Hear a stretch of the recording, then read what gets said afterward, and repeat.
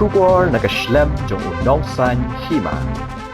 UMLA kanongkram constituency uba Ardent melebesaya moit napakran syakil Atai kubor ndak sengi ka arpu prathari rempang arja arpusan Halor gajing persya UMLA ke 17 North Shillong constituency ya seng VVP ulaong bakaseng kan seshim ya karai Halor kani. Do we see that he will be expelled or? No, the party will decide. I'll tell you at the right time. No. Not only the party leadership, but this has been viewed by the people itself, as an anti-party activities where the party will take a call.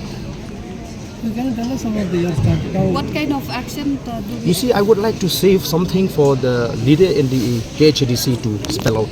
Hakabede bat ka article 371 uba Ardent ulaong ba ukloi banyatai Halor kani bat Kito ki lawyer bat ulaong ru bakidang Pynbeit ban penlong ya kani kichinyatai.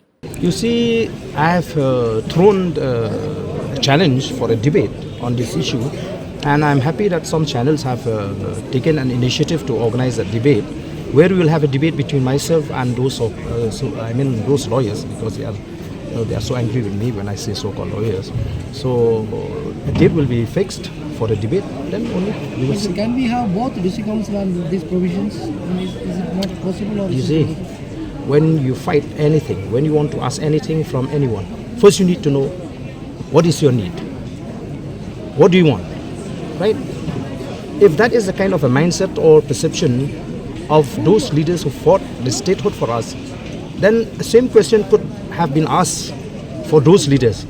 Why do we want to fight for a statehood when we have got district council? So are we not afraid to lose this council for statehood? We will deal with that question later on. Habakali Halor kimat kiba unwanra apo ying dorbar thawan yakani ke budget session uba Ardent ulaong ba nakaliang jong uklam pen kree Hendrei nakaliang ke parti ke don katugani kimat kibanyakran Halor ke Conservation Training Institute kabatmu ban pen kala shagi karkhana nangta ke Meghalaya Agent Forest Authority bat kiwe. Jangan kami akan submit AAUM ki issues sendiri ki parti MLA ke election ni kita ki issues ki penginakan naka governor debate on the governor's address, discussion on the budget, then once raise ki issue in a special form ru then ki questions ki motions ngam simi olat nakaliang ka jonga kan then naka parti ki akan klei ki don kimat ki penginakan ki don sigon kimat si kum ka persang ban penkala ya ketika CTI, Conservation Training Institute, into an industrial area, conversion of a forest area into a non-forest activities.